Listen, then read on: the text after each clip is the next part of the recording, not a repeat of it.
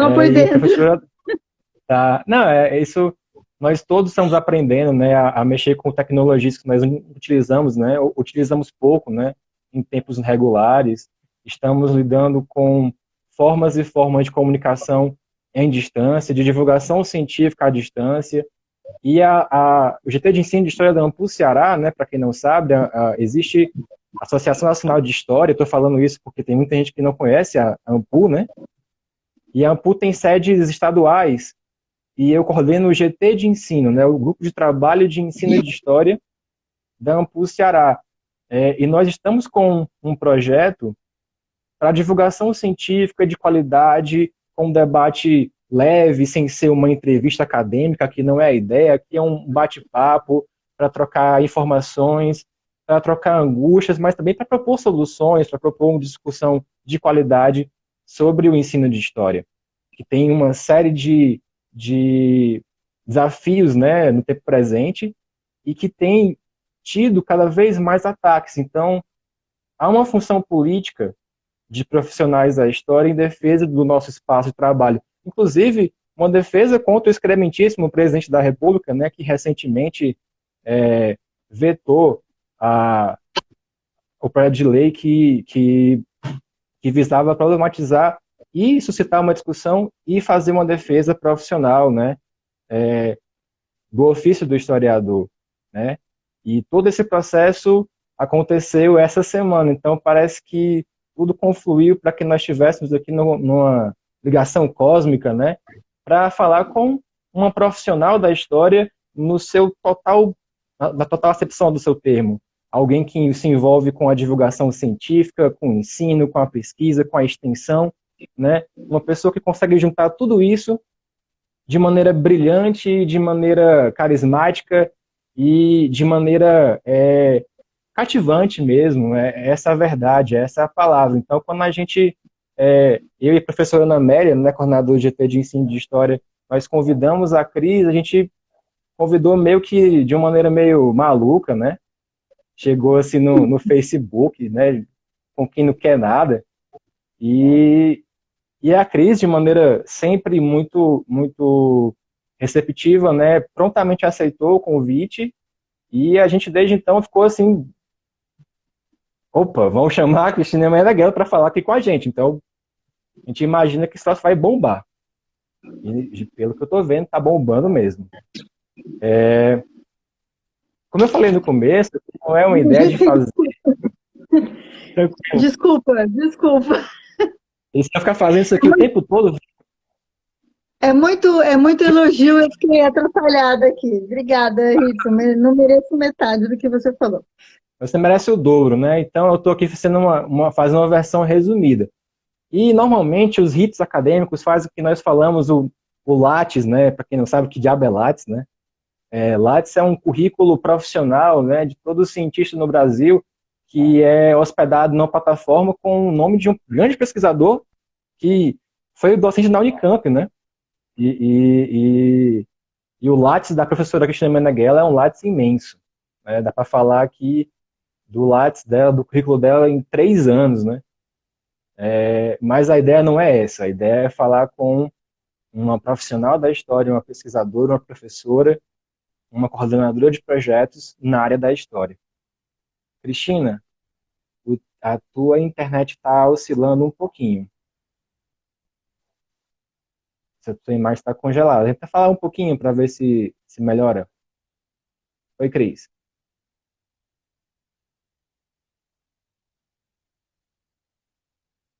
Cris. Estamos com, né, um pequeno probleminha técnico na internet da professora Cristina. Enquanto ela está regulando essas questões técnicas, eu vou aqui falar um pouquinho, né, sobre a professora Cristina Meneghello, né? Por que não? A professora Cristina Meneghello ela tem pós-doutorado, né? Tanto em história como em arquitetura. Ela é graduada, mestre e doutora em história. Ela coordena, vamos lá, não sei como que ela vive. Ela coordena talvez o maior projeto de extensão universitária ligado à divulgação científica hoje em História no Brasil, que é a Olimpíada de História. Ela está na Comissão Nacional da Coordenação do Prof. História e ainda coordena o Prof. História da Unicamp, né? A Unicamp é a segunda maior universidade da América Latina. Com todos esses predicados, eu queria só dar as boas-vindas a todos vocês que estão nos assistindo pela primeira vez e dizer que se você perder alguma parte, não tem problema. Segunda-feira, no mais tardar, você vai ver essa live completa lá no nosso canal do YouTube, que está na nossa descrição aí, na nossa bio, tá bom? Então, sem mais enrolação, eu estou aqui enrolando enquanto a sua internet está oscilando um pouquinho, professora. Eu Mas, percebi, assim, não sei o que fazer a respeito aqui. em tempos de pandemia, é realmente torcer que a internet funcione até o final. E fazer mais um adendo, né, para quem está aí nos assistindo, que a gente vai fazer uma live um pouquinho mais extensa. Para quem não sabe, as lives, elas duram 1 hora, né? Então, a depender do que eu estou vendo aqui de pessoas que estão nos assistindo, essa live vai render bastante. Então, se você quiser fazer uma pergunta para a professora Meneghello, para a Cris, né?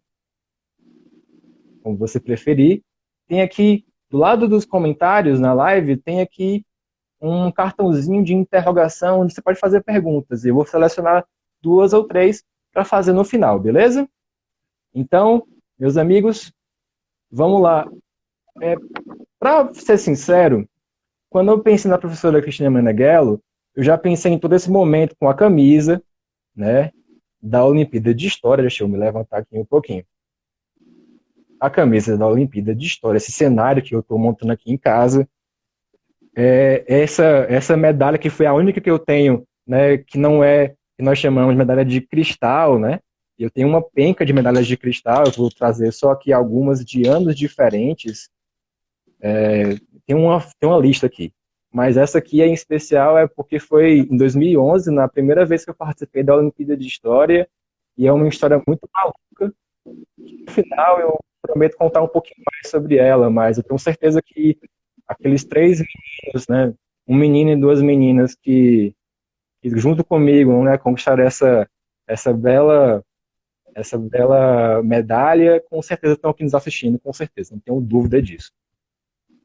E, enfim, quando eu pensei em chamar a Cris, eu, na verdade, pensei em chamar a Cris por todos os motivos.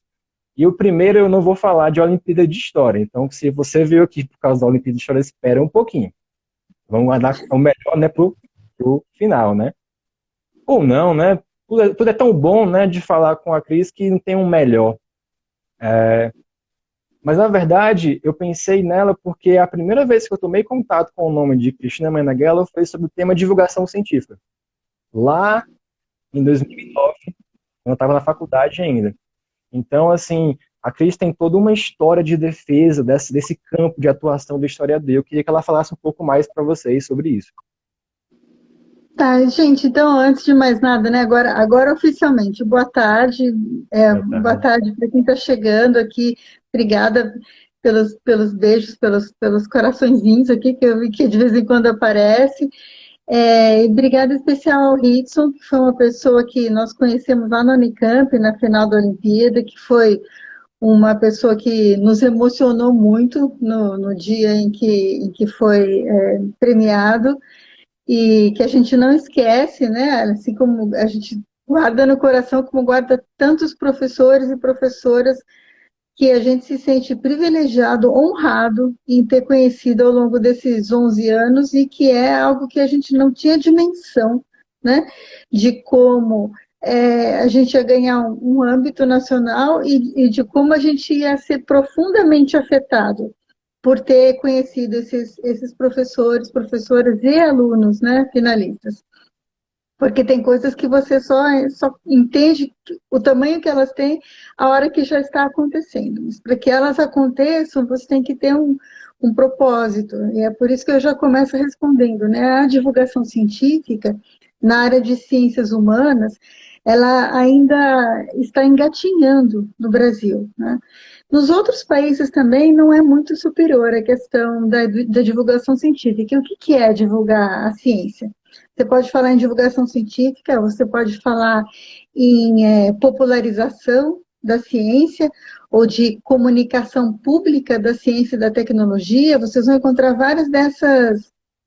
As pessoas brigam um pouco pela nomenclatura, mas mais recentemente tem algumas pessoas que chamam isso de história pública, uma história pública um pouco diferente, tá? Uhum. Mas é essa ideia de que a nossa obrigação de cientistas é falar para grandes públicos, e a obrigação de cientistas nas ciências humanas também.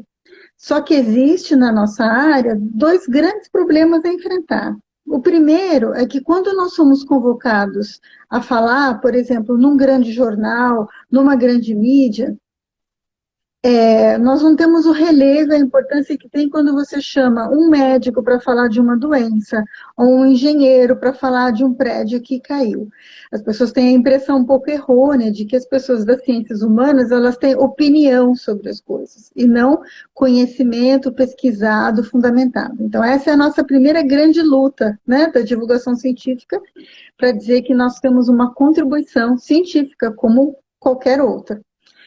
Por exemplo, nós estamos passando essa situação de pandemia, tem uma série de efeitos sociais gravíssimos, e você não vê um cientista social ou uma pessoa que trabalha com saúde pública recebendo o relevo que outras recebem. Então, essas são batalhas nossas, né?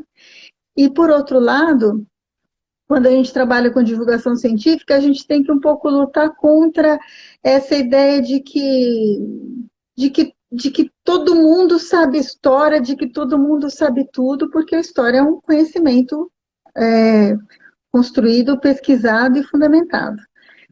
Então, a Olimpíada, da qual a gente vai falar depois, ela é uma das coisas que nasce dessa nossa percepção de que a gente não tinha uma divulgação científica importante na área de ciências humanas. E para ter uma divulgação científica na área de ciências humanas, a gente precisa perder certos pudores, de não querer falar para um monte de gente, de achar que se você falar de um jeito um pouco mais simplificado, ou um jeito um pouco mais acessível, você está virando mídia, está virando estrela, ou está fazendo o conhecimento parecer menos importante do que ele é. Então, eu acho que tem uma série de batalhas que começam em casa, começam dentro da academia, começam na importância menor que a extensão tem sempre em relação à pesquisa e ao ensino, né? As pessoas falam, a universidade é um tripé, ensino, pesquisa e extensão. Só que aí a pessoa vai dar uma palestra por ano de extensão e fala, também fiz extensão. Extensão é um projeto também, né? Então, eu acho que a minha batalha nessa discussão de divulgação científica começa aí, e começa de um jeito muito enviesado, que é quando eu principalmente começo a trabalhar, quando eu comecei a trabalhar no Museu de Ciências da Unicamp. Sim, Porque antes verdade. disso, eu já tinha feito atividades que hoje eu enxergo como extensão. Então, por exemplo, já tinha participado de um projeto que era escrever livretos para os professores do estado de São Paulo passarem filme em sala de aula, e como é que eles podiam usar aquele filme numa aula de história. E aí era fita, né? Aquela fita VHS, aí o professor recebia na escola a fita VHS e o livreto, uma parte explicava o aspecto cinematográfico da obra e o outro aspecto histórico da obra. Então, olhando retrospectivamente, eu escrevi recentemente o meu memorial, eu percebi que eu já estou nessa há mais tempo do que eu percebi. Com certeza. Mas eu acho que com a discussão da Olimpíada, e quando a gente realmente atinge um público maior, é que eu precisei estudar e refletir sobre isso. Ainda tem pouca coisa escrita sobre divulgação científica em ciências humanas. Na verdade, aí eu vou me entregar, né? Eu estava no estágio, né, em 2008, na escola, e tinha justamente essa fita VHS na escola, e tinha o seu livreto. Então foi aí, não foi com a Olimpíada de História que eu vi falar do seu nome pela primeira vez. E aí, em 2010, quando um colega amigo, né, que trabalha com a Olimpíada também há muito tempo, o professor Levi, que tem um trabalho muito bacana também de divulgação científica com o Ecomuseu de Pacuti, foi que me disse, eu tava vendo aqui, cara, sabe o que é essa aqui? É aquela professora que você me falou lá do livreto. Olha só. E foi comecei a perceber, eu comecei a perceber também, por exemplo, na época eu tinha, justamente eu e alguns colegas tínhamos sido monitores voluntários no Museu do Ceará. Também comecei a ver publicações de trabalhos seus sobre a área de patrimônio, esse nome, né, cada vez mais ia aparecendo, né? Quando você atua nessa área de maneiras muito diversas. E, por exemplo, a educação patrimonial pode ser pensada também, o campo patrimonial como um todo pode ser pensado como uma forma de divulgação científica, né? E você Sim. trabalha com isso, você é uma das grandes pesquisadoras no mundo sobre isso, então fala um pouco para nós sobre isso. Achei importante. Coitado do mundo, né? Não, que é isso. Obrigada. É, eu acho que sim, e que patrimônio, inclusive, ele tem uma dimensão da vivência cotidiana das pessoas que muitas vezes as pessoas não se dão conta, não só do patrimônio material, mas do imaterial, que faz parte de suas vidas, né? E na área de patrimônio, eu comecei trabalhando principalmente com patrimônio industrial, que são as antigas ferrovias, as estações de trem, as antigas fábricas, oficinas, maquinário, porque ele não é aquele patrimônio bonito, entre aspas, tá? Então, ele não é a casa do barão de café, ele não é a igreja toda decorada. Ele aparece na cidade como uma zona de abandono, como uma zona que parece um vazio urbano, que parece um incômodo urbano. E o apagamento do patrimônio industrial tem a ver com a nossa forma de apagar a importância e a dimensão do trabalho na nossa sociedade. Qual é o lugar da história do trabalho, da memória do trabalhador. Então, entra também como uma conscientização, né, para algo que também merece ser, se não digo eternizado, pelo menos preservado por muito tempo na forma do patrimônio industrial. Mais recentemente, eu continuo trabalhando na área de patrimônio, nessa área que eu dou aula na Unicamp, né? Nessa área que eu mais pesquiso e publico.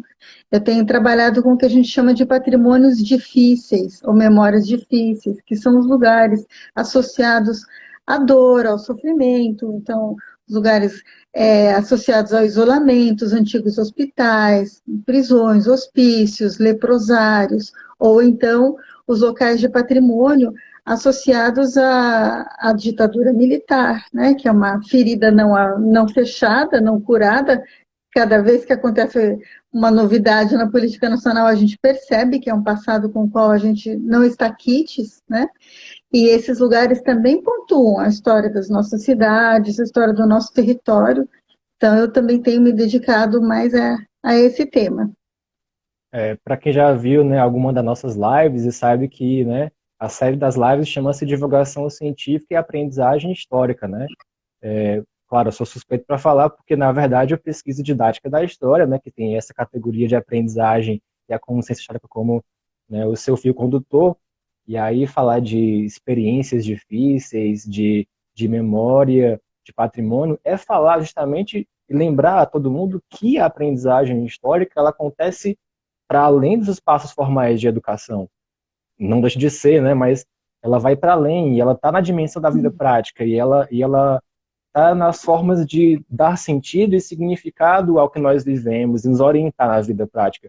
Então, lembrar todo mundo que nos está assistindo, né, que essa discussão ela vai ser sempre presente aqui nas lives de alguma forma ou de outra. Ela é o nosso fio condutor, né? E eu não poderia, né, falar com a Cristina Meneghello e esquecer de toda essa atuação que ela tem tido, né, já há muito tempo em dois campos de atuação do historiador que de maneira muito direta trabalham com a aprendizagem histórica, né? Que é a divulgação científica nas ciências humanas e que é a educação patrimonial e o patrimônio como um todo. Mas é Aliás, evidente, por exemplo, o nosso próximo curso de formação da Olimpíada vai ser exatamente sobre o tema patrimônio. E é lógico que ele vai lá para frente agora, né? Não vai começar quando a gente imaginou que ia começar. Estamos todos vivendo um momento de muita incerteza. Mas eu já estou anunciando que a gente já fez os cursos de formação em História da África, em História Indígena, em uso de imagens em sala de aula, sobre História da América, já teve o curso de formação, esse mais recente, sobre o uso de canção popular brasileira em sala de aula, e o próximo vai ser sobre patrimônio. Se aqui fosse de jornalismo, vocês iam dizer que tivemos uma exclusiva, informação em primeira mão, né? Olha que nós estamos importantes. É brincadeira à parte, né? Mas é evidente que todo mundo que está aqui, ou quase todo mundo que está aqui, né, não pode deixar de pensar, talvez, como eu falei no começo, do grande projeto de extensão e divulgação científica em ciências humanas, né? E de forma muito direta vai no ponto central, né? Que é a educação básica, né? Que é a Olimpíada de História. E, enfim, parece óbvio, mas para quem está assistindo talvez não seja tão óbvio, né? Pensar o que tem a ver a Olimpíada de História e a divulgação científica, e tem a Olimpíada de História e a aprendizagem histórica. Então, acho que todos nós que estamos aqui vendo a Cristina, a gente tem que ouvir mesmo dela e saber como é que ela vem coletando esses dados com as pessoas que vêm participando já há 12 anos, né, da Olimpíada de História. Esse ano, 11, né? Esse ano vai ser a décima. Quando? Em algum momento. Será vai ter, né? Vai ter. Quem está inscrito fica tranquilo que vai. Aliás, a prova está pronta, nos cascos já. Mas é que a gente não tem que esperar uma situação de normalidade dos jovens frequentando a escola, encontrando colegas e professores, para que o programa funcione, certo? Mas tinha uma coisa tinha duas coisas na universidade que me incomodavam muito. Uma, a ideia de que a universidade era um espaço um pouco exclusivo, que não é para todos, que não vai dar mesmo para todo mundo chegar lá. E porque ela era esse espaço exclusivo, ela era uma espécie de torre de marfim. Inclusive, uma vez até dei uma aula inaugural que chamava Fugindo da Torre de Marfim. É uma torre de marfim, aí as pessoas ficavam lá tendo as ideias, aí depois, quando elas eram muito generosas, elas compartilhavam essas ideias com a educação básica. Isso sempre me enfureceu numa medida que eu não sei expressar, assim. Porque você fica com uma ideia de que existe um alto saber e um baixo saber, ou um alto conhecimento e um baixo conhecimento, e que esse conhecimento depende quando esse joga umas migalhas lá, sabe? E as pessoas traem isso no seu próprio discurso, dizendo, a universidade tem que contribuir com a educação básica, ou então, às vezes, as pessoas reclamam, a gente faz pesquisa, mas não desceu para o livro didático. A expressão descer para o livro didático é uma que me dá ganas, assim, de levantar e chegar perto da pessoa e falar, não, não pode falar assim. Transposição didática, né? Coisas do tipo. Ou descer, por que é descer? Então está no alto, né? E aí escorreu, né? Para o livro didático. E essas ideias, elas estão no fundamento da proposta da Olimpíada Nacional em História do Brasil, de que a gente não está avisando a educação básica o que a universidade está fazendo. Ela é pensada numa troca. Né? O que ela tinha vontade de ser era ser uma Olimpíada mão na massa. Ou seja, o que faz o historiador? Ele trabalha com documentos. Será que é possível, em cada pergunta que a gente fizer, trazer um documento histórico? A gente sabe que aquele documento foi recortado, que ele faz parte de uma série, a gente não pode simular toda a atividade do historiador num jovem de 14 anos. Assim como ele não faz isso na Olimpíada de Química, ele não faz isso na Olimpíada de Física, ele não faz isso em nenhuma Olimpíada, mesmo das ciências mais experimentais. Mas a gente pode emular, né, dar uma ideia de como é que um historiador extrai informação a partir de um documento. Então, isso estava lá no princípio, com essa ideia de que ela tem esse caráter experimental. Então, por exemplo, olha, um tema que todo mundo já conhece, já estudou, já viu no livro didático aquela imagem 200 vezes, não faz mal. Vamos ver de novo essa imagem vamos procurar novas perguntas nessa imagem. E às vezes a gente traz temas mais raros, né? Temas que estão mais circunscritos, a, a questões transversais com a sociologia, com a filosofia, com as ciências da Terra. E aí o nosso objetivo é um pouco contribuir para preparar os meninos para fazer Enem, para fazer os vestibulares. A gente olha toda a lista de livros de literatura que são recomendados, as nossas perguntas que falam de literatura são sempre dos livros que caem no vestibular. Ela tem um desejo de ser um projeto de estudo, como é que os meninos vão estudar fazendo uma Olimpíada, mas aproveitando para estudar, pegar informações, refletir sobre temas. Então, é, a gente a gente vê mesmo como uma mão dupla. Tanto ela é uma mão dupla que os professores que estão há mais tempo participando da Olimpíada sabem que a gente tem uma escuta muito ativa e que Verdade. é só chegar e falar assim, isso aqui tá ruim, isso aqui vocês deviam pensar diferente, que a gente pensa naquilo, se reúne, chama outras pessoas, e sempre que possível a gente mexeu na prova, na lógica da prova, no formato da prova, porque a gente não tinha um modelo pronto, né, de Olimpíada de História. Eu conhecia duas Olimpíadas de História, quando a gente fez a proposta de modelo. A do México, que é uma monografia, então as pessoas escrevem um texto, aquele texto compete entre elas e é Uhum. escolhido um único campeão no país, e a da Argentina, que é muito parecida também com esse modelo do México, de escrever, parece um pouco a Olimpíada de Filosofia que a gente tem no Brasil. Você recebe um tema e escreve um texto monográfico sobre aquilo. Essa ideia das fases, da prova, das tarefas, isso foi tudo sendo feito é, ao longo do tempo. Aliás, eu me lembro que o Ritson, uma vez, agora eu vou fazer lavação de roupa suja, né? Ao vivo, adorei. Eita! Eu me lembro que o Ritson uma vez me perguntou lá no Unicamp, mas quais são os autores especialistas em didática que você consultou para fazer a Olimpíada? E eu tive aquele momento, assim, fiquei olhando para ele, assim, do tipo, não sei, não sei responder. Eu acho que a gente não fez não pegou a teoria e tentou aplicar na prática. A gente aplicou os nossos incômodos, as nossas dúvidas, a nossa preocupação em relação à educação básica, e essa postura da universidade, que eu acho que a universidade lava muito as mãos em relação à educação básica. Quando aperta mesmo, o pessoal fala assim, mas primeiro tem que melhorar o Fundamental 1, mas Ah, primeiro tem claro. que melhorar o Fundamental 2, primeiro tem que melhorar o ensino médio. E do tipo, eu não tenho nada a ver com isso. Quando eles melhorarem lá e conseguirem chegar, está errado. É da universidade que tem que partir e a gente sabe que tem impacto. Como quando uma universidade muda sua forma de acesso, por exemplo, mexe no seu vestibular, muda a sua lista de leituras do vestibular, o impacto é imediato. Então, tem sim uma grande responsabilidade em relação à educação básica.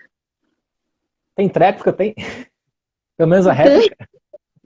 A tem. minha pergunta, ela, na verdade, era porque, como a Cris, né, já sabe, e a UNB divulgou, né, a minha foi, não a primeira, não, mas foi uma das primeiras no Brasil de pesquisas. Eu pesquisava uma especialização em metodologia do ensino de história, e eu pesquisei a Olimpíada de História, né, numa perspectiva de reflexão e ação. Eu tinha desenvolvido já pelo menos duas experiências com meus alunos, eu queria compará-las, né?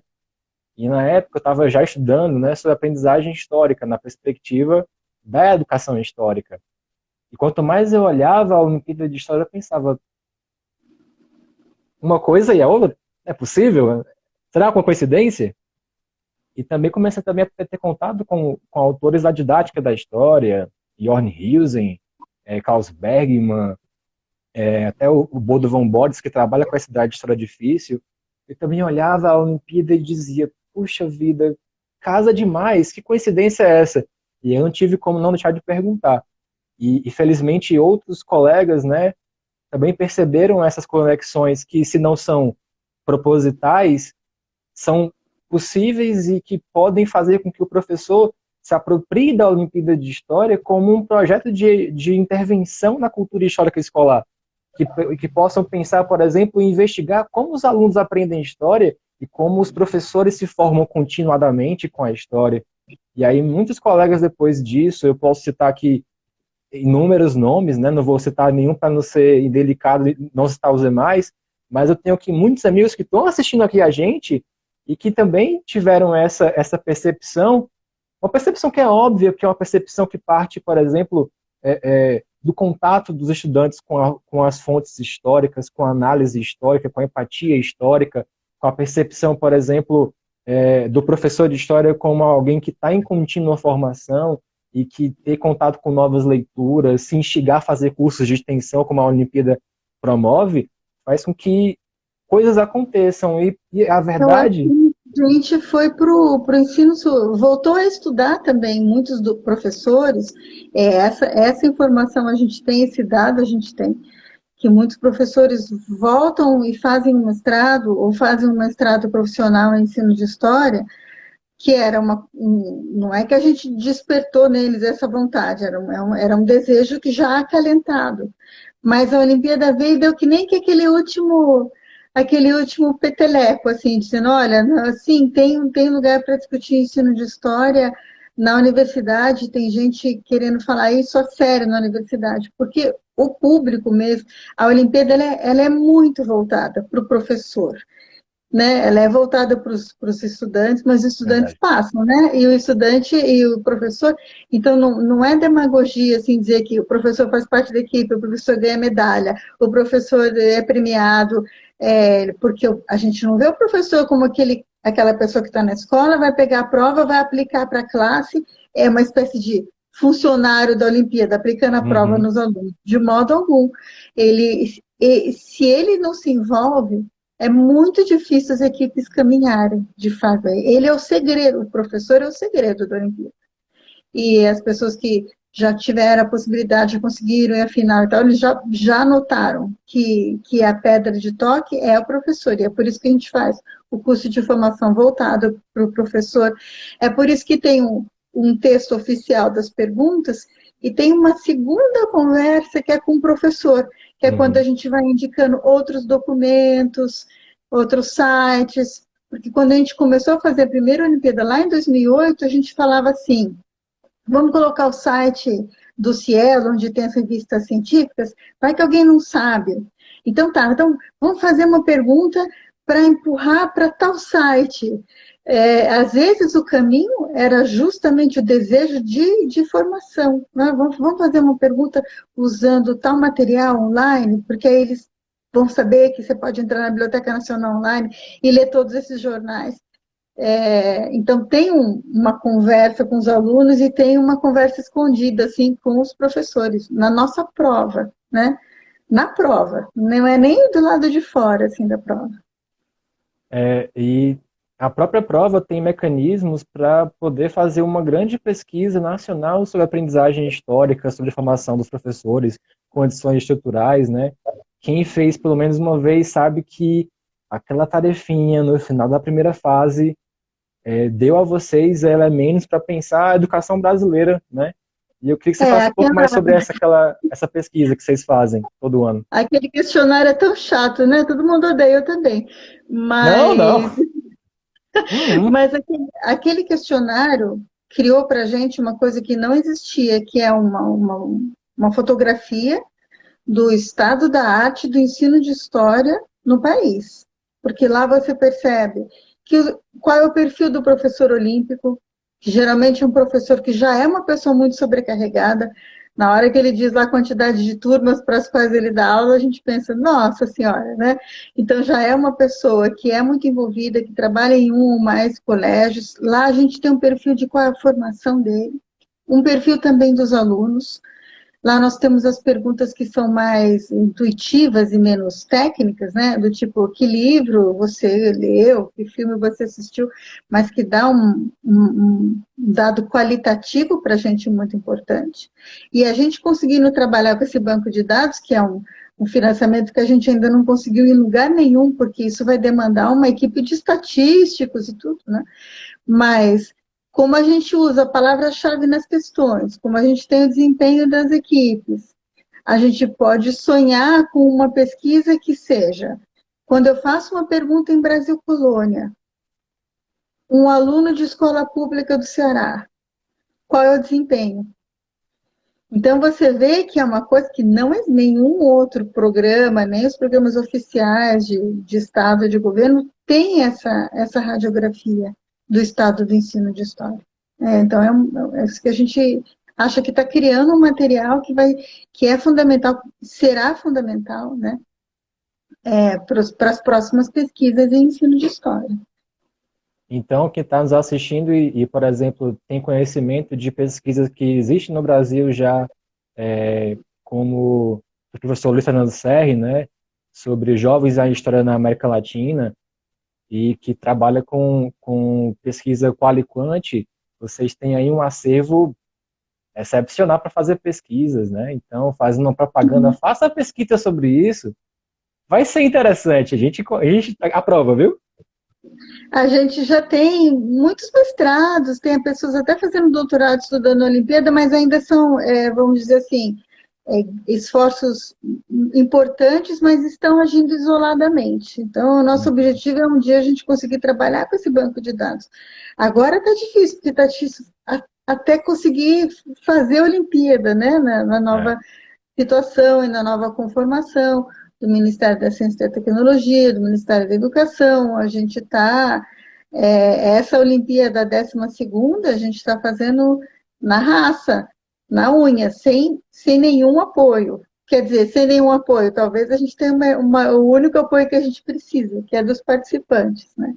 Mas sem injeção de verba oficial, nenhuma. Aí dá medo, você fala, nossa, agora que o programa existe, será que eu vou ter que parar bem agora, né? E a gente tá aí com a cara e com a coragem. E ainda inventou a segunda Olimpíada, que você vai deixar eu falar, né? A gente está guardando o melhor para o final, né? A gente não é bobo, né?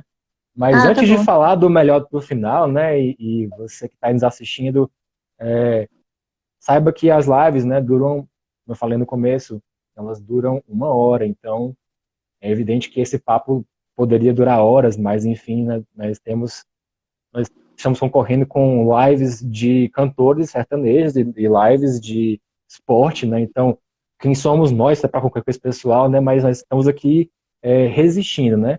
E mesmo Bom, assim vamos nós vamos, cantar isso, vamos cantar nós dois.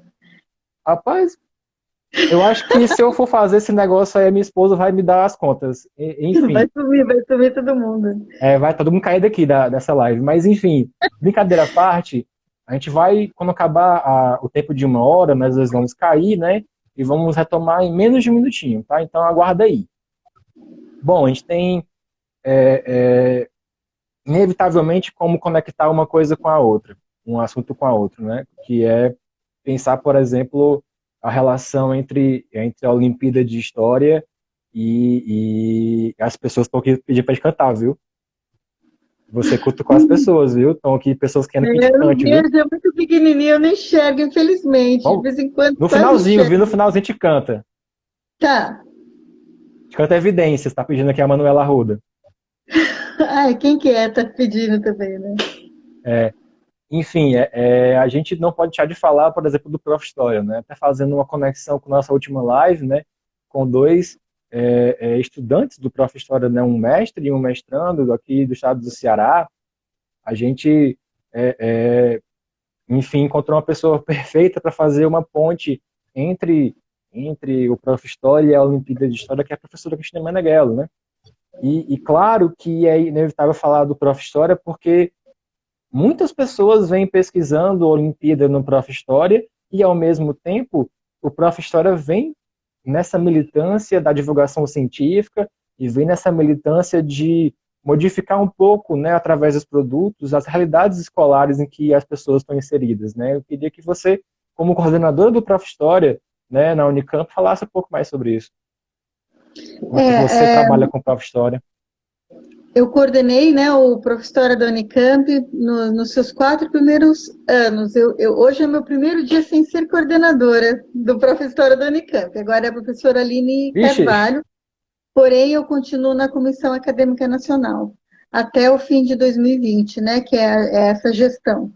E lá eu tive uma visão privilegiada, porque na Comissão Acadêmica Nacional você coordena e trabalha com todos os Prof. História, né, que existem atualmente, inclusive os novos que estão começando esse ano as suas primeiras turmas, né. Então ele tem um alcance, ele busca ter, né, um alcance territorial maior, né, e trouxe novas universidades para ter o Prof. História. E eu acho que ele é um projeto muito acertado.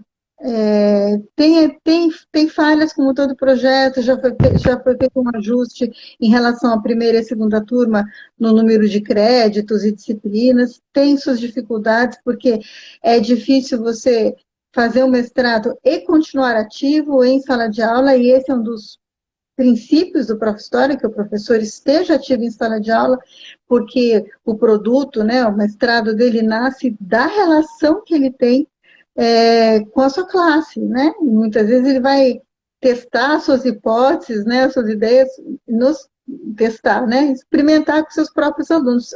O professor, ele chega ao Prof. História sem um pré-projeto, no que ele é diferente do mestrado acadêmico, mas ele já sabe o que o incomoda, o que ele gostaria de entender melhor, ele já sabe por que que ele buscou um mestrado, que não é um mestrado em História, é um mestrado em ensino de História.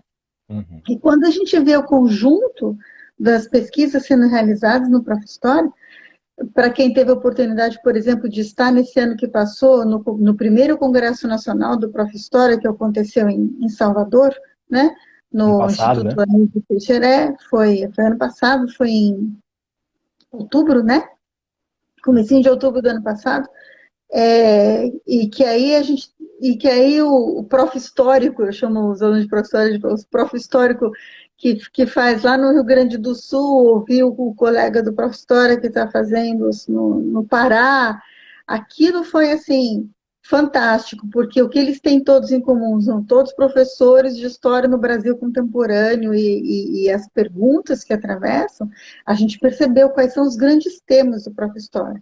Então, os grandes temas do prof. História são a questão das relações étnico-raciais, o patrimônio material ou imaterial é um grande tema, a vida escolar, né, e as questões do espaço escolar é um grande tema, e a educação não formal, em museus, em passeios, em visitas guiadas, né, ou em lugares de memória, é um quarto grande tema. Quando a gente foi organizar todos os resumos, né? Foi bastante gente, nós tivemos 680 inscritos, tá? Então foi muita gente que participou, que a gente percebeu também o que o professor está trazendo para essa pós-graduação, qual é a preocupação dele, né? E a gente também está preparando um perfil, está quase pronto, de quem é o aluno do Prof. História, qual é a formação anterior dele, há quanto tempo ele está formado, e a massa dos ingressantes no Prof. História, no mestrado profissional em ensino de História, são pessoas que se formaram entre 10 a 20 anos. A Olha aí. gente tem aluno que se formou há 40 anos. Nossa. Tá? São poucos, mas tem. Então, é uma volta à universidade, mas uma volta qualificada à universidade, não é uma volta de, agora vou ter que aprender o que eu não aprendi por 20 anos. Pelo contrário, né? Agora eu vou mobilizar a minha atuação de professor, né? Em nível de pós-graduação. É inevitável falar um pouco sobre isso, até por conta dos nossos comentários, né? Nós temos aqui muita gente do Prof. História e do Prof. História da UFC, que é um dos recém-criados, né? Ah, A sim, professora Ana Carla Sabino, né? né? Que vai ser nossa próxima convidada, inclusive, né? Fazendo aqui a propaganda da professora Ana Carla Linda, Sabino, luxo, achei um luxo.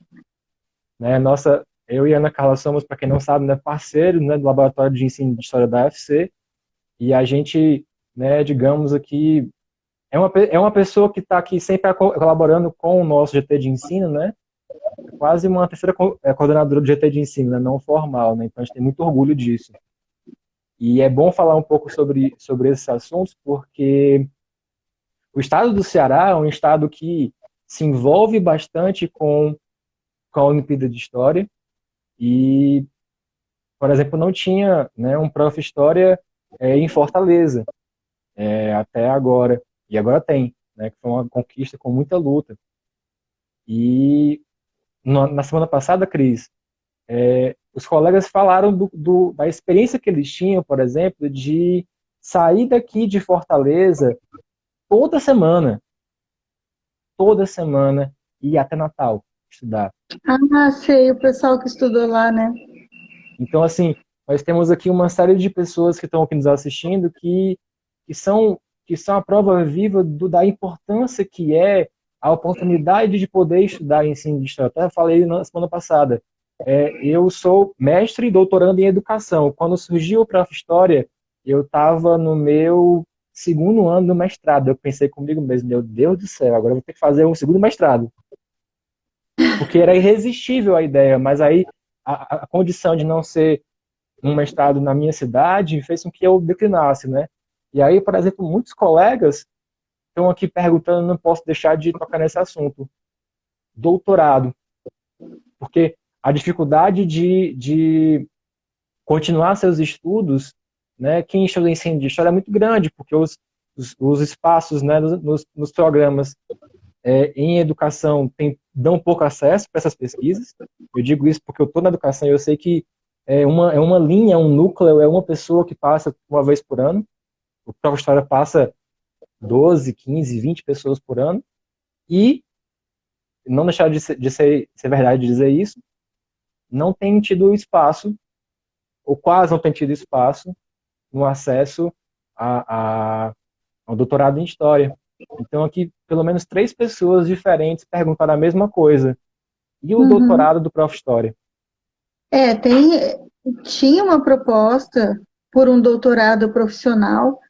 Essa proposta foi discutida na Comissão Acadêmica Nacional, foi apresentada aos coordenadores do Prof. História, e existe um pouco de dúvida inicial sobre qual seria o perfil desse doutorado, porque como ele é uma tese, né, e não mais uma dissertação, e tem que ser de mais fôlego, se Uhum. ele teria exatamente o mesmo perfil de um produto, ou se ele teria que ter um perfil que viesse mais para o perfil do doutorado acadêmico. Então, tem alguma dúvida, sim, vou chamar de uma dúvida técnica, de qual Sim, seria o perfil de um doutorado em ensino, que aí não é um doutorado em educação e nem um doutorado em em história, mas um História. doutorado em ensino de história.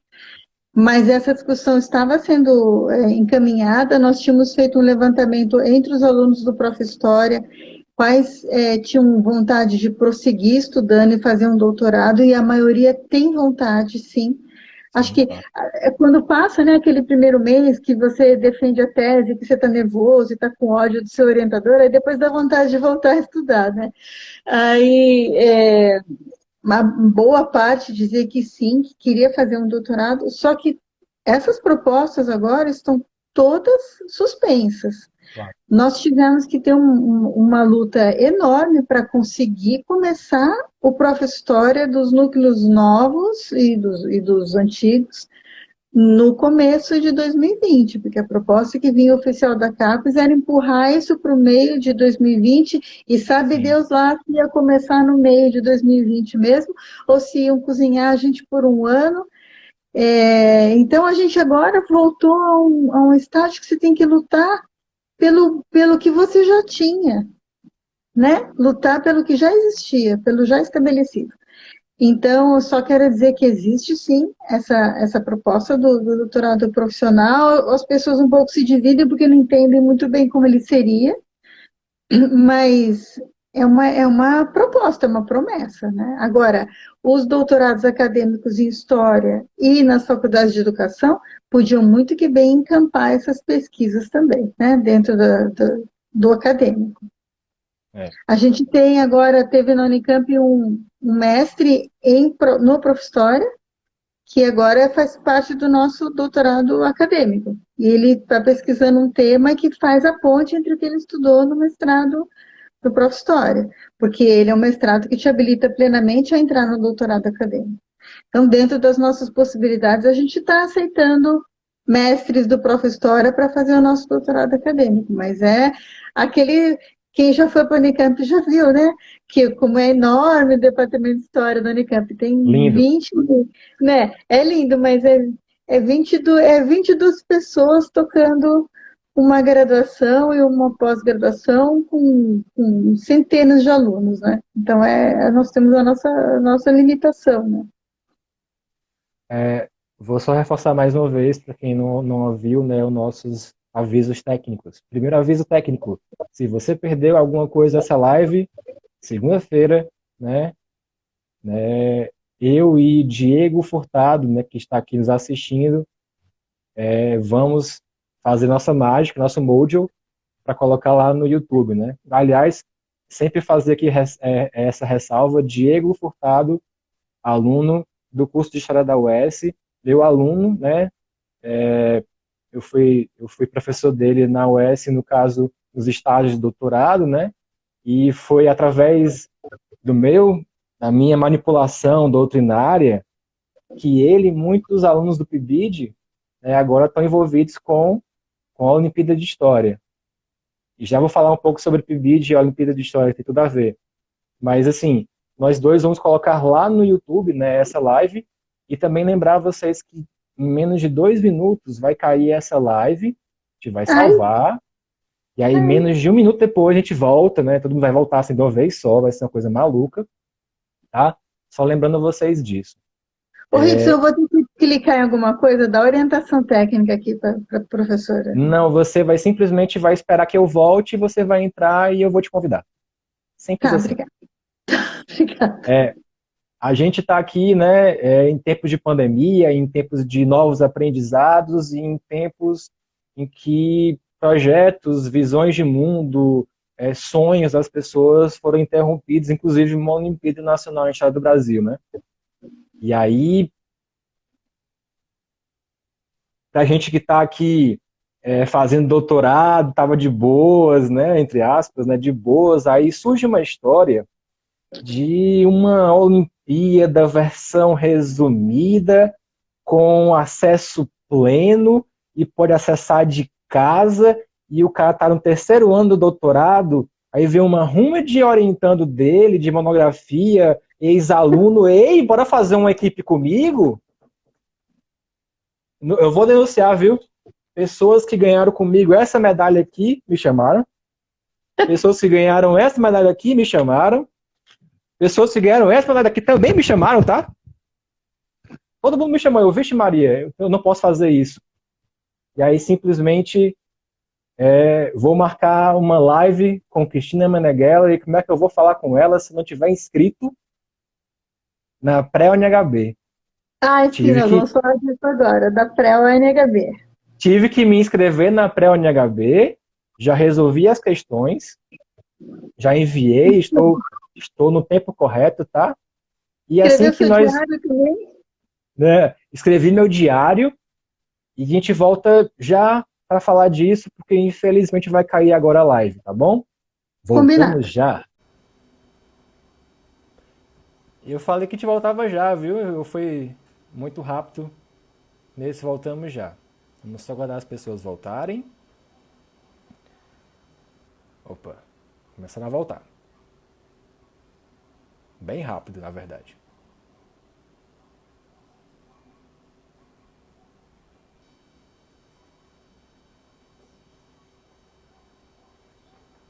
Opa, o nosso amigo Ícaro entrou aqui, que estava na semana passada. Se você não viu o Ícaro e o Bruno, vai lá no nosso YouTube, nosso canal, se inscreve lá. Professora Marcela Albaine, que vai estar com a gente em breve. E estou esperando aqui a Cris voltar.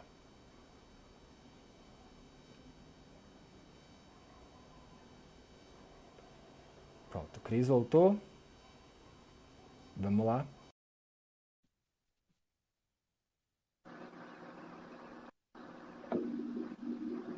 Opa, Cris, você precisa ajeitar essa câmera.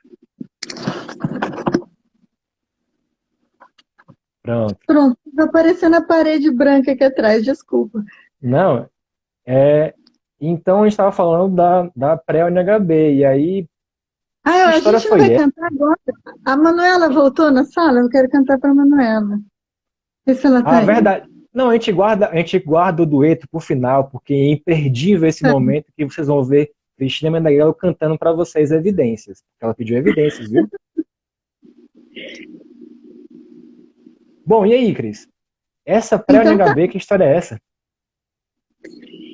Foi assim, quando a gente se deu conta, né, dessa situação gravíssima e muito triste que estamos todos enfrentando com a pandemia, a nossa universidade já suspendeu as atividades logo no dia 13 de março.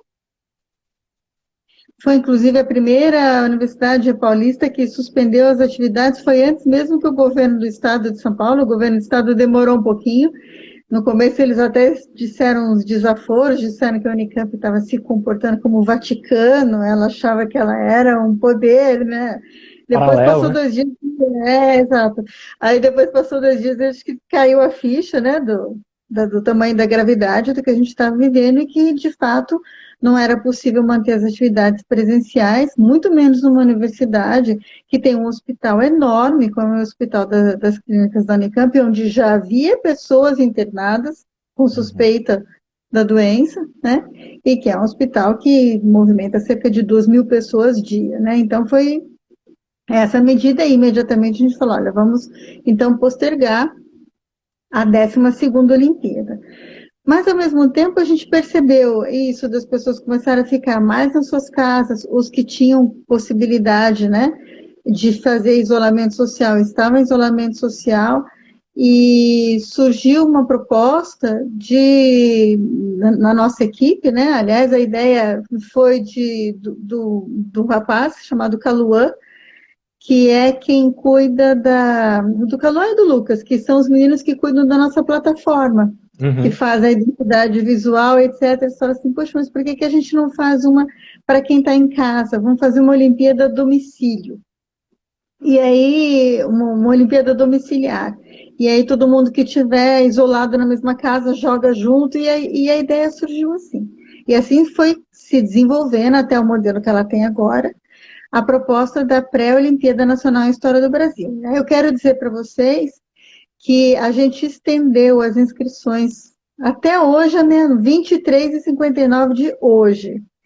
Quem se inscreveu hoje tem só a madrugada de hoje e o dia de amanhã para fazer a prova, porque a primeira fase já começou segunda-feira e ela fecha nesse domingo. Então, vocês vão ter que clicar lá dizendo, tudo bem, eu faço. Não é nada muito chocante para um monte de olímpico que deixa para fazer de última hora. Não estou nem um Nada. pouco preocupada com quem já está acostumado, estou preocupada com quem não está acostumado. E aí nós pensamos em fazê-la uma versão pocket, menor, as fases têm menos perguntas, são menos fases, sem limite de idade, sem limite de formação, a partir dos 12 anos de idade, 12 anos porque alguma questão pode ser um pouco mais sensível, né? Então a gente estabeleceu esse começo, né? E sem reprovação, todo mundo passa em todas as fases. Porque agora não é esse momento de, vamos dizer assim, profunda opressão, né? Que nós já estamos sofrendo, ainda ter Verdade. que entrar no negócio e ser reprovado. No final de tudo, vai vir um relatório de desempenho. Então, cada pessoa que participou vai saber quais questões teve e que pontuação em quais questões e vai sair um certificado com esse relatório de desempenho. Eu acho isso melhor do que a ideia de eliminação, que é necessária Exato. quando é a Olimpíada. Então, nós lançamos essa ideia, fizemos o regulamento meio trabalhando de madrugada, assim, porque nós também estamos todos distantes uns dos outros, então trabalhando online, né? Eu, a Leca, né, que para quem não sabe, acho que todo mundo sabe, a Olimpíada tem duas coordenadoras, a professora Alessandra Leca Pedro e a outra, ela não gosta de aparecer, mas ela é a outra coordenadora da Olimpíada, então nós somos selecionando questões que nós tínhamos prontas, já revisadas, já aprovadas, e que não tinham entrado na prova até hoje, por circunstâncias, às vezes, porque, por exemplo, tinha duas questões sobre o Brasil holandês, aí a gente punha uma e a outra ficou guardada, então é uma que, por exemplo, acabou de aparecer nessa primeira fase da pré-Olimpíada. Então, é só se inscrever. 3 modalidades. A domiciliar, que são as pessoas da casa, pai, mãe. Essa é muito legal. Você vê a ficha de inscrição, tem assim. Você percebe que é pai, mãe, filhos, porque tem assim o nome da pessoa, 50 e poucos anos. Aí vem o nome de uma mulher, não sei quantos anos. Aí vem o nome de um jovem com o sobrenome do de cima, tem 20 anos, eu tenho 11 e tal. Tem a modalidade domiciliar, tem a modalidade individual, porque imaginamos que muitas pessoas estariam isoladas e individual, e tem a modalidade Zap Zap, que é o sucesso, que você pode montar uma equipe com seus ex, sabe aquela choradeira anual dos ex-olímpicos? Ah, faz uma Olimpíada Toda vida. tipo, tá, até que enfim, né? A gente conseguiu, né? Fazer a Leca tá aqui, eu falando dela, oi Não, Leca. eu tava aguardando falar esse nome no final, porque eu não ia falar em Não, vão.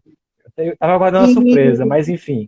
tem a modalidade Zap Zap, então só finalizando, que são essas pessoas que entram em contato. Aliás, eu quero falar uma coisa sobre a modalidade Zap Zap. Começou a cair umas inscrições que no início a gente levou o maior susto. Então tinha, assim, inscrição na Holanda, inscrição em Portugal, inscrição na Irlanda. E aí eu vou dizer para você o que que era. Não só é ex-olímpico, como é ex-olímpico cearense. É impressionante, da primeira Olimpíada de 2009, que foi a menorzinha, teve 15 mil participantes. Tinha tanto cearense inscrito, a gente se entreolhava e falava, mas, gente, alguém divulgou lá? De onde que eles vieram? A gente não tinha noção dessa tradição que já existia, de participar dessas atividades de formação, né, que são as Olimpíadas, as mostras científicas, que são atividades extra-classe, que tem um poder de formação enorme. E foi lá que a gente aprendeu que isso era um hábito no Ceará, é também um hábito, acho que no Rio Grande do Norte, na Bahia, em vários estados, né, que a gente localiza, principalmente os estados do Nordeste, tá? Esse hábito dessa formação paralela à formação escolar. E aí eu queria dizer que os cearenses espalhados pelo mundo Dominadores do mundo todo. dominar, que medo, né? Estão inscritos na Olimpíada. E essa é a modalidade em que nós temos mais inscritos. Então, se alguém está assistindo, deu saudade, deu vontade, ou pai e mãe não quer ficar isolado em casa, se inscreve pai e mãe para fazer a Olimpíada. Eu recebi uma foto de uma ex-aluna da mãe dela, uma senhora já, toda compenetrada na frente do computador, escrevendo seu diário da pandemia. Então, e eu fiquei muito emocionada, porque a gente talvez não tivesse essa dimensão de que, além de estar propondo uma prova, que é uma coisa lúdica, mas que também você continua estudando, tem a frustração dos meninos que já estavam inscritos e que querem continuar, de alguma forma, se preparando para a Olimpíada Oficial, né? Tem essa dimensão de acolhimento, né? Do tipo, como é que você tá, né? Como é que você está atravessando essas semanas? Conta pra gente. Mudou a sua forma de se alimentar? Mudou o seu sono? Tá todo atrapalhado? E acho que nesse momento de acolhimento que a gente criou, talvez a gente não tivesse dimensão de que a gente está gerando um grande documento também para o futuro, né? Que é estar ouvindo as pessoas de forma sigilosa, lógico, né? Que são só as iniciais que aparecem no diário, contarem um pouco das suas experiências.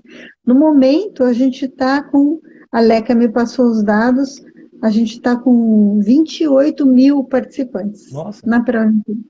É muito mais do que a gente imaginou que ia ter. Bom, você falou em dois assuntos que podem encerrar essa live de uma maneira maravilhosa, né? E eu não posso deixar de mencionar, né, a Alessandra Pedro, Leca, né? É, que é uma pessoa fantástica e que coordena junto com você de uma maneira incrível todo esse processo que já tem mais de uma década, né? E eu toquei no nome da Leca, né? Porque você falou da Leca e o pessoal falou aqui da Leca aqui na live aqui, a, a Michele, o PA, né, amigos, né? Que também pesquisam a Olimpíada de História, né?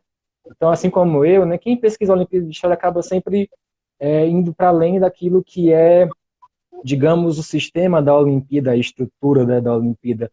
Vai começar a entender, por exemplo, os bastidores, as relações afetivas, as amizades, as redes de contato que as pessoas fazem, né, no Brasil todo, que a Olimpíada B proporcionou, né? Por exemplo, eu quero contar aqui dois depoimentos, né? Mas três depoimentos, né?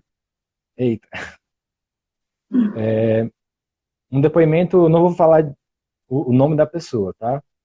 Porque essa pessoa é muito envergonhada, mas é de um colega professor de história aqui do estado do Ceará, que ele falou a seguinte coisa. Eu vou ler aqui. Participar todo ano da Olimpíada de História é cada vez mais algo que passou da dimensão pessoal, é quase uma dimensão de alma. Todo ano me reunir com os alunos, me reunir com os colegas, discutir, pensar, trocar ideias. Vou ter que ler isso aqui, viu? Tomar o litrão com os colegas, discutindo as questões da Olimpíada de História. E sonhos, desafios e às vezes frustrações. Todo ano ter que abraçar alguns e abraçar outros porque não deu certo para a final. Eu também já tive a minha cota de não ir para uma final. Esse colega colocou aqui. E tudo isso, quando eu me lembro e te conto, Ritson, é porque eu sei que você vai falar para a Leca e para a Cris o quanto elas são importantes no ensino de história do Brasil, o quanto elas romperam paradigmas. Depoimento 1. Depoimento 2. Uau. De uma ex-aluna minha, a Amanda. Ela escreveu essa carta em 2011. Ela não foi para a final, mas a prima dela foi para a final e ganhou medalha. E ela disse, eu vou ler aqui só um trechinho, tá? Coisa rápida. Eu te agradeço, Ritson, porque você e a Olimpíada me fizeram gostar de história. Logo eu que não gostava de história, logo eu que não pensava sequer em gostar de história. E essas fases, na época teve uma greve de professores, né? Eu estava participando. E essa greve, todo o envolvimento que nós tivemos de ir para as ruas, de aprender a usar a história na prática, me fizeram pensar o quanto é importante valorizar os professores. E aí eu me lembro, quando foi a final de 2011, você começou a ler depoimentos de alunos e professores que não foram para a final, e eu estava com a equipe finalista, e a gente desabou em lágrimas, porque a gente leu a carta da Amanda, e quando você estava lendo cartas de pessoas que não foram para a final, eu não conseguia deixar de lembrar da carta da Amanda, e eu nunca te contei essa história. Não mesmo. E eu tenho essa carta até hoje, um dia eu lhe entrego pessoalmente, né, quando passar essa pandemia, quando a gente tiver novamente Campos Verdes, né, passar esse grande inverno. Obrigada. O terceiro e último depoimento, né, foi do Diego.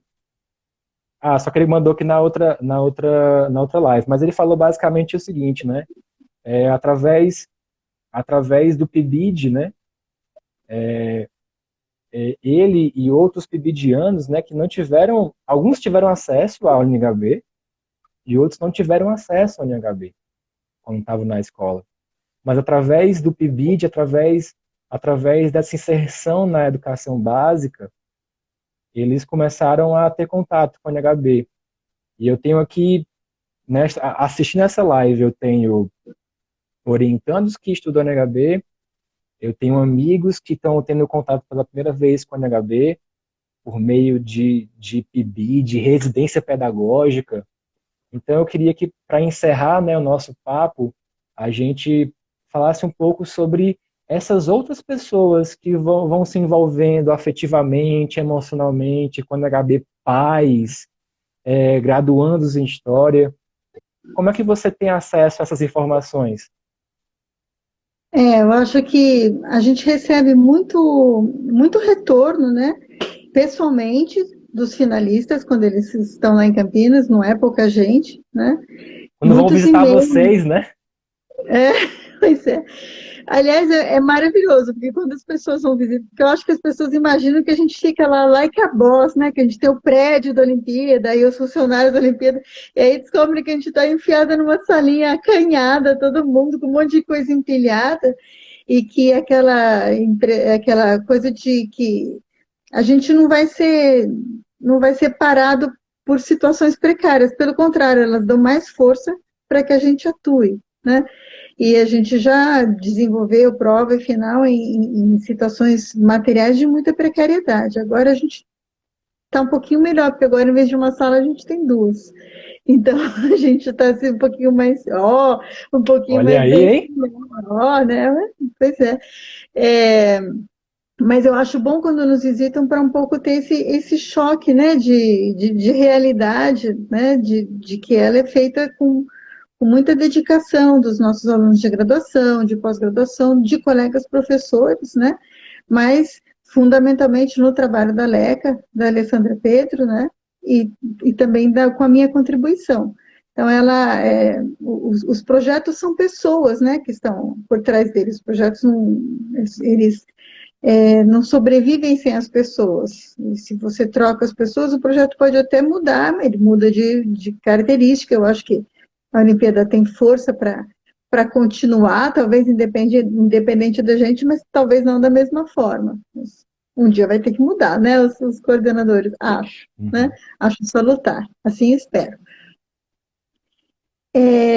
Sobre esses depoimentos também, a gente tem muitos alunos que escrevem dizendo que passaram a ler melhor depois de fazer a Olimpíada, passaram a escrever melhor, que tiveram um bom desempenho na redação do Enem, por exemplo, que não gostavam de história e passaram a gostar, é uma das coisas que a gente mais escuta, não gostavam de história do jeito que estudavam, mas desse jeito perceberam que podia ser uma coisa que instigava, que fazia sempre lembrar.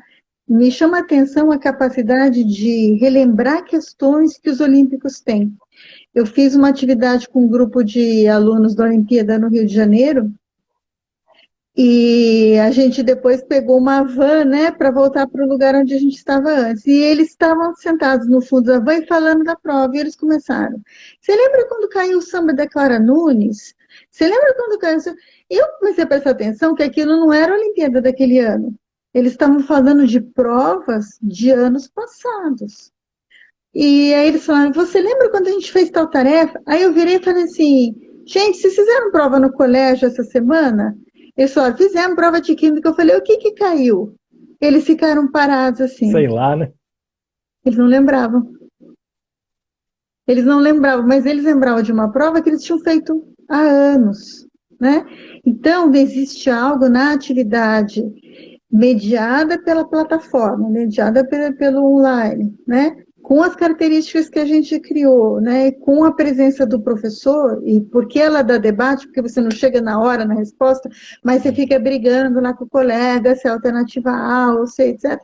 Ela acaba tendo uma retenção diferente. E as pessoas conseguem mobilizar isso de que elas se lembram. Agora, o nosso maior presente são esses depoimentos que você leu.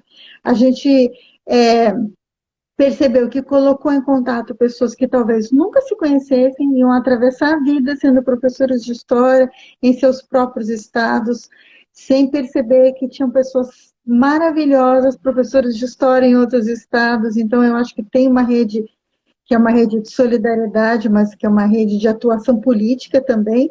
né, desse grupo de professores, que é um grupo aberto, que é um grupo que acolhe sempre novos professores, né, e que não vejo uma outra forma dessas pessoas terem se conhecido sem ser pela Olimpíada. Isso, para nós, é um presente, né? É um enorme ganho. E perceber também que tem tira a história de um lugar do pária, né?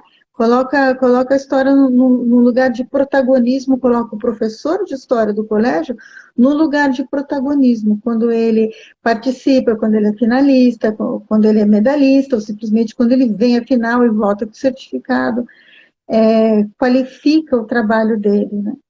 E fora as pessoas que são, vamos dizer assim, de outras áreas, que são meus colegas de infância, que os filhos estão participando, aí me Olha escrevem. aí. Essa semana eu recebi uma mensagem de uma professora universitária, que é professora lá em Santa Catarina, ela falando assim, Cris, o meu filho me inscreveu numa Olimpíada, aí eu falei para ele, eu não posso, eu sou sua mãe, mas ele disse que eu posso, então nós estamos brigando aqui, aí ela me chamou para resolver o problema dela, eu falei, não, Eita! você pode, se for a pré-Olimpíada, você pode fazer com seu filho, sim. Ela, então tá, obrigada. É muito engraçado, né? Mas porque tem esse trânsito, né, de perguntar. E a gente está super feliz com a pré-Olimpíada, a gente segurou as inscrições, vai manter até hoje. A gente acha que a gente tem chance de bater em 30 mil participantes, que é algo assim que a gente jamais imaginou quando teve a ideia Tomara. da pré-Olimpíada, sabe? Então, a gente tá feliz, está surpresa e está feliz com essa proposta e espera estar tendo essa proximidade nessa semana atual e nas próximas 3, trabalhando aqui com a nossa pré-Olimpíada. Bom, a gente não pode deixar de encerrar sem 3 informações importantes, né? Primeiro que essa live, né, ao Eu já todo volto, deu eu vou acender mais. a luz. Essa Pronto. live deu. A minha também está quase acabando aqui, a luz natural. Essa live deu ao todo mais de. Essas 2 lives conjuntas, né? Deu mais de 140 pessoas, Que legal. né? E em homenagem a elas, né? Eu preciso dizer que. Opa, fone de ouvido aqui. Eu preciso dizer que se você perdeu essa live, você vai vê-la completa, né? Juntando as 2 partes lá no YouTube do GT de Ensino. Então se inscreve aí no canal para que num futuro não distante a gente possa fazer lives lá no YouTube, né? Com uma melhor qualidade de imagem, de som, né? Sem essa bobagem de cair depois de 1 hora, né? Então a gente conta com vocês para que a gente possa migrar para lá de uma forma segura. E é evidente que em homenagem a todos que estão aqui nos assistindo, a gente não pode, né, deixá-los sem a nosso dueto, né? É brincadeira, Letícia, eu não vou cantar. Eu também não, Eu então vou eu tava brincando. Não, mas eu vou cantar só uma frase em homenagem a Manuela e todos os ex-olímpicos, que é assim, diz que é verdade, que tem Tem saudade, saudade. tá com saudade, vem fazer a pré-Olimpíada, inscrições abertas até hoje, meia-noite. Ó, você tá aí, não pode fazer palmas, né? Virtuais, mas eu posso fazer aqui. Cris, muito obrigado a todo mundo Obrigada. que nos assistiu até agora. Próxima semana com a professora Ana Carla Sabino, né? Professora da UFC, professora coordenadora do Prof. História na UFC, e convido a todos, né, a assistirem a primeira e a segunda live.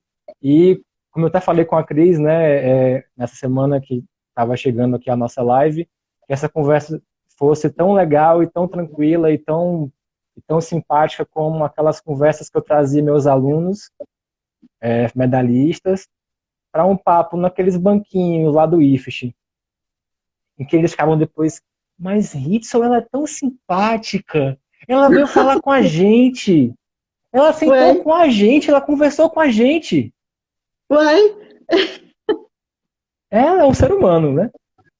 Acho que a gente pode ver como ela é um ser humano maravilhoso, incrível. Muito obrigado a todos. Até próximo sábado, 16 horas, aqui nesse canal, Dieta de Ensino. Grande abraço. obrigada, gente. Obrigada, Tchau, abraço a tchau. todos. Abraço a Tchau. todos. Tchau, tchau. Tchau, tchau.